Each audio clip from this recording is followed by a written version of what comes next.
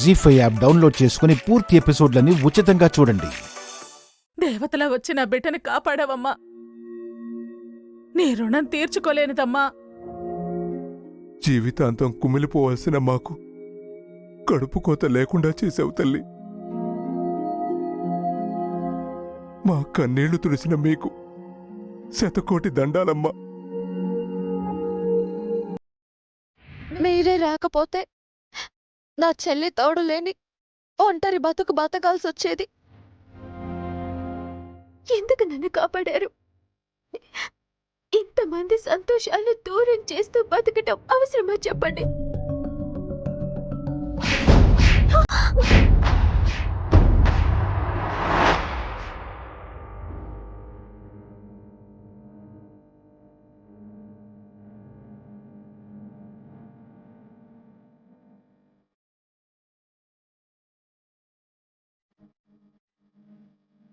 నువ్వు పోతే మేం సంతోషంగా ఎలా ఉంటామే?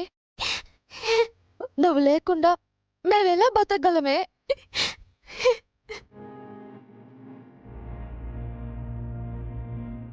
నీ వెనకాలే మేము నీకోసం నువ్వు వెళ్ళిన లోకం వెతుక్కుంటూ వచ్చేవాళ్ళం.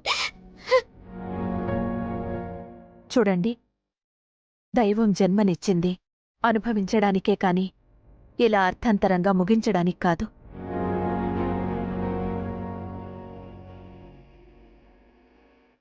సమస్యల్లేని జీవితమంటూ ఉండదు. చావు సమస్యకి ముగింపు కాదు. ఆలోచించాలి, పరిష్కారం వెతుక్కోవాలి. పరిష్కారం అంటూ లేని సమస్య ఉండదు. పరిష్కారమే లేకపోతే ఇంత దూరం అమ్మవారు నన్ను పంపించేదే కాదు.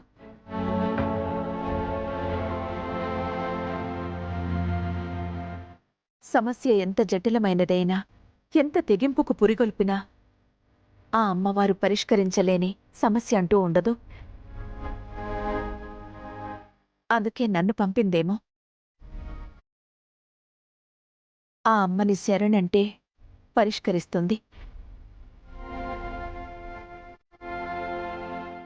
చూడమ్మా, నవరాత్రులు ప్రారంభం కాబోతున్నాయి. భక్తి శ్రద్ధలతో అమ్మవారిని పూజించండి. అమ్మని ప్రసన్నం చేసుకుంటే పరిపూర్ణ జీవితమిస్తుంది. తప్పకుండా పూజిస్తామమ్మా. ఏ అమ్మవారిని పూజించాలి? అమ్మవార్లందరూ ఒక్కటేనమ్మా. కాని ఇప్పుడు దుర్గామాత నవరాత్రులు జరుగుతున్నాయి కదా. ఈరోజు అమ్మవారు బాలా త్రిపుర సుందరి అవతారంలో ఉంటారు.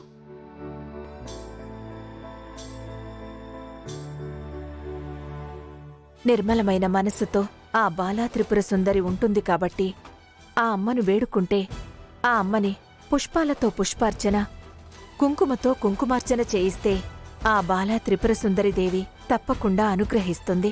తప్పకుండా పూజిస్తాము అక్క. దగ్గరుండి మా అందరి చేత మీరే అమ్మవారి పూజ చేయించండి. అయితే పదండి, అతి శక్తివంతమైన ఇష్టకామ్యాలు తీర్చే శక్తిపీఠం ఆ రాజరాజేశ్వరి అమ్మవారి దేవాలయానికి వెళదాం.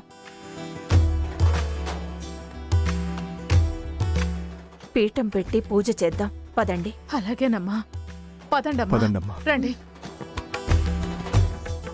జీ5 యాప్ డౌన్లోడ్ చేసి అన్ని ఎపిసోడ్స్ పూర్తి ఉచితంగా చూడండి.